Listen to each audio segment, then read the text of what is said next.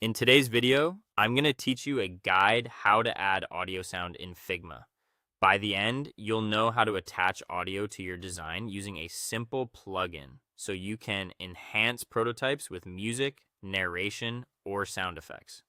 Start by opening Figma, either in your browser or the desktop app, and load the design file you want to work on. It helps to have your layout organized and a specific frame ready.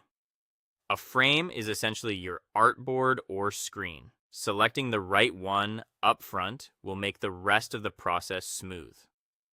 Next, look toward the top toolbar for the resources icon.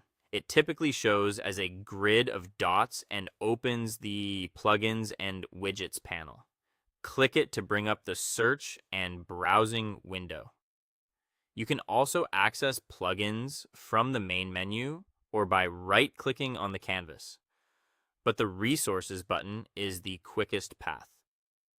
In the search bar, type PunchCut Audio Player. When you see it in the results, open it. If you're prompted to install first, go ahead. That just saves it to your account so you can run it again later. Once launched, the plugin interface will appear alongside your canvas. Before you do anything in the plugin, make sure you've selected the frame where you want the audio to live. The plugin needs an active selection so it knows which screen to associate the sound with. Click directly on the frame in the Layers panel or on the canvas to highlight it.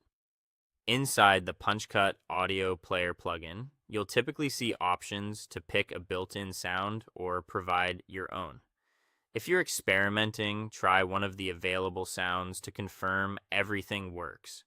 If you have a specific track, choose the custom option and paste a direct URL to your audio file. A direct link is important. Use formats like MP3 or WAV hosted on a service that allows public access over HTTPS. If the link requires a login or points to a web page instead of the actual file, the audio won't load correctly. After adding your sound, keep your file tidy by naming the frame clearly, since that's where your audio is attached. If your project includes multiple screens with different tracks, repeat the process for each selected frame to keep everything organized and consistent. And that's it. You opened Figma, accessed plugins and widgets, found the PunchCut Audio Player, selected your frame, and added a sound either from the plugin or via a custom URL. That's all for today. Thank you for watching, and I'll see you guys in the next one.